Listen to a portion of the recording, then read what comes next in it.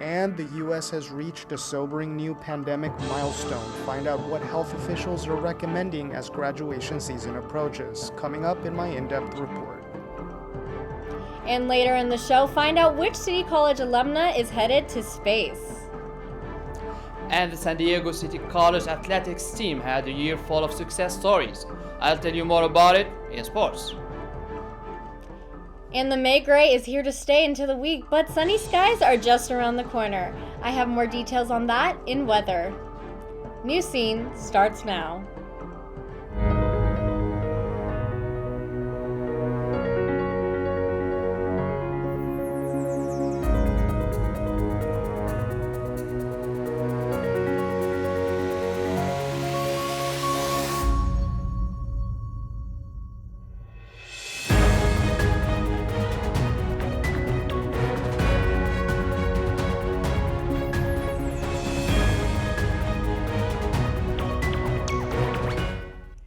Hi, I'm Jillian Fortner, and welcome to this week's edition of Newscene, a broadcast produced by the students of San Diego City College.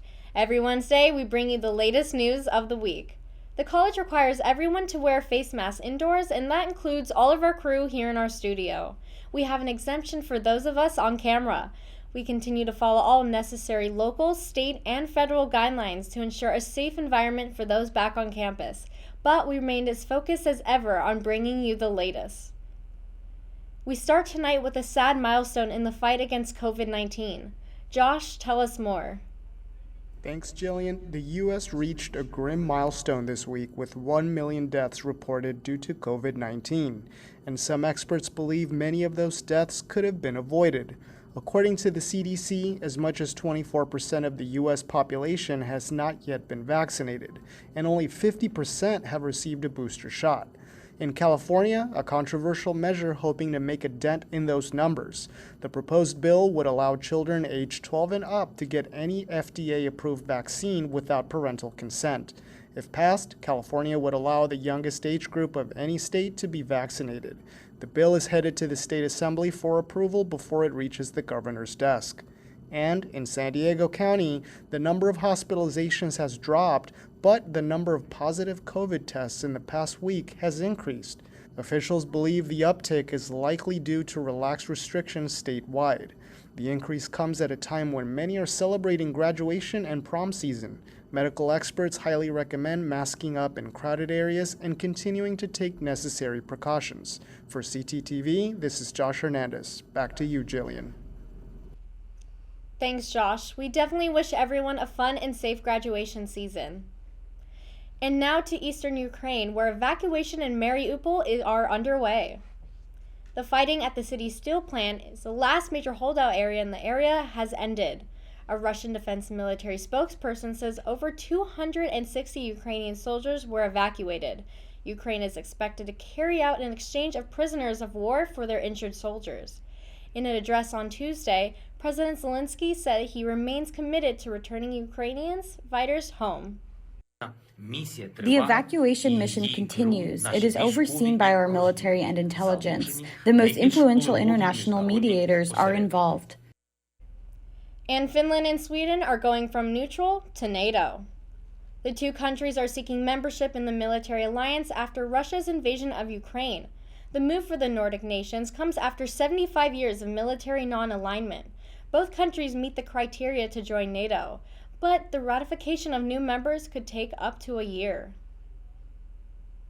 And the cost of living in San Diego is still going up. According to a study by Rent.com, the price of renting an apartment is up more than 20%.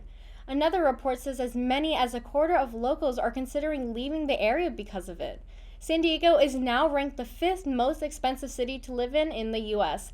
That's higher than Los Angeles, Washington, D.C., and Oakland. And though the nationwide baby formula shortage continues, struggling parents may soon find some relief. A major factory that closed earlier in the year now appears to be reopening. Abbott's Michigan plant was closed in February due to health concerns. The FDA also plans to import baby formula from other countries to help ease the shortage. Infant formula started disappearing from store shelves months ago due to recalls and supply chain issues. And it's been a bit cool here on the coast. Find out how long the cold weather is here to stay later with Newscene. We'll be back after the break. Dear moms and dads, what you have achieved here today is going to help us and our futures. It is why we are coming up on stage to collect your diplomas. You know it's true. Mom, love you always. Everything I do. When you graduate, they graduate. Visit finishyourdiploma.org to find free and supportive adult education centers near you. Where did the time go? I don't know how I got here. Ooh. You've done the hard part. You quit smoking. Now do the easy part and get scanned for lung cancer. If you smoked, you may still be at risk, but early detection could save your life. Talk to your doctor and learn more at savedbythescan.org. Welcome back to Newscene. There is an exciting film festival returning to Balboa Park. Jacob, tell us more about it. Thanks, Jillian. And a film festival highlighting the military is back this week. The GI Film Festival is in person for the first time since the COVID-19 pandemic started. The festival tells the stories of service members and preserves military history. The Museum of Photographic Arts is hosting the event through May 21st. For more information, visit gifilmfestivalsd.com. And we all have a dream of taking the stage with our favorite band, but one teenage drummer can now say he's actually done it. Pearl Jam's drummer had to sit out of a recent concert because of COVID-19, so the band enlisted the help of high schooler Kai Nukermans. The 18-year-old heard about the drummer's diagnosis, so he texted lead singer and San Diego local Eddie Vedder's daughter to ask if they needed a fill-in. He'd met her at a music festival in 2018. Luckily for the teen, Vedder and the rest of Pearl Jam took him up on the offer.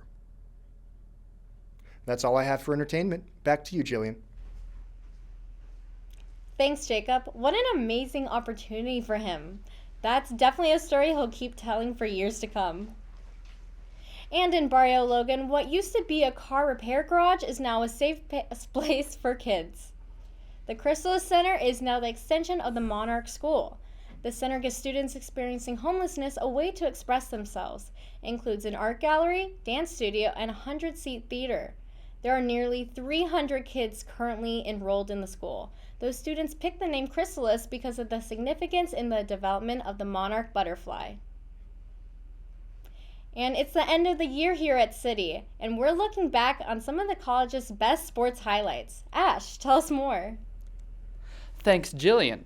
Right here at San Diego City College, the Knights are wrapping up another school year full of great athletic success stories. The Knights women's soccer team made history by qualifying for the playoffs for the first time after finishing third place in league play. In tennis, the men's team, coached by Brandon Lupien, advanced to the state championship for the singles player Andrew Suber with a great performance in regional for doubles. City Beach Volleyball's pair featuring sister Aliana and Elisa also qualified for state. That was only the second time in school history. Men's basketball finished with 26 wins during their season and made it to the Southern California Regional Final. Not only that, but the team gets back its longtime coach, Mitch Chalmers, after a year at USC. We look forward to seeing him on the sideline next year.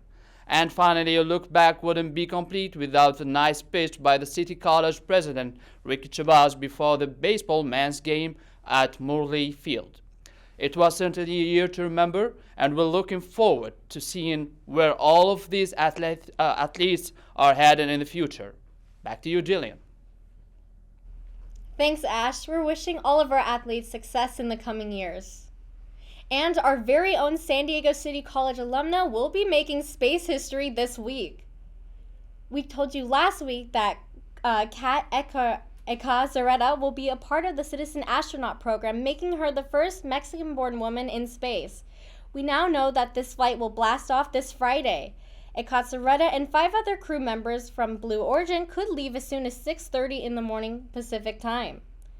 To watch the liftoff, visit blueorigin.com. And back here on planet Earth, San Diego has seen some cooler and cloudy weather on the coast. Let's take a look at the weather report. So today has been warmer, but we're definitely going to be seeing that May gray weather. More cloudy and cooler days are ahead, but things will be slowly warming up into Sunday. We'll also be expecting some patchy drizzle Thursday night into Friday. And let's take a look at today's temps. It's been on the warmer on the mountain and inland areas, and things really heated up in the desert today at 99 degrees. We're almost to triple digits. But over in the coast, skies have been cloudy with cooler temperatures in the 60s. And for tonight, we are seeing temperatures in the mid-50s throughout the county. We have 57 in San Diego, 58 in Oceanside, and 55 in Ramona. It should be a cooler night, so if you're going out, make sure to grab a light jacket. Now let's take a look at our week ahead. For Thursday, Friday, and Saturday, we are seeing an average of mid-60s with cloudy skies. It's May and it's gray. And I mentioned earlier that there'll be some patchy drizzle on Thursday night going into Friday. But that sunshine is returning on Sunday. And that's all we have for weather today. Switching gears to City College news. While some City College students are headed to space, some are headed to the Emmys. Our very own Newscene has been nominated for a Regional Student Emmy. The Emmys recognize and award excellence in television, including broadcast news. Our December 1st edition show was nominated in the Student Newscast category, along with the University of Nevada, Las Vegas. The annual ceremony will be held in Rancho Mirage, California on June 18th. We wish the best of luck to the rest of the Emmy nominees. And that's all we have for this week's Newscene. You can tune in for our new show every Wednesday evening on ITV or anytime you want on YouTube. And you can also keep up with the latest news from the entire City Times media team on sdcitytimes.com/newscene. This is Jillian Fortner. Good night.